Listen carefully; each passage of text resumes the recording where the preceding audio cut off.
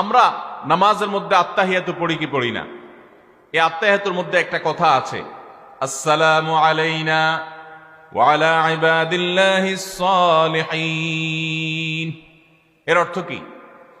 এর অর্থ হলো, হে আল্লাহ, নামাজের মধ্যে নামাজরত অবস্থা দোয়া, এখানে দোয়া করছে মুসল্লি, হে আল্লাহ আসসালামু আলাইনা, আল্লাহ আমার প্রতি শান্তি বর্ষিত হোক, আমাদের প্রতি শান্তি বর্ষিত হোক, ওয়া আলা ইবাদিল্লাহিস সালিহিন, এবং আল্লাহর যত নেককার বান্দা আছে সারা পৃথিবীতে, সারা দুনিয়াতে যত নেককার বান্দা আল্লাহর আছে, এই সকল নেককার বান্দাদের প্রতি আপনি শান্তি বর্ষিত করেন।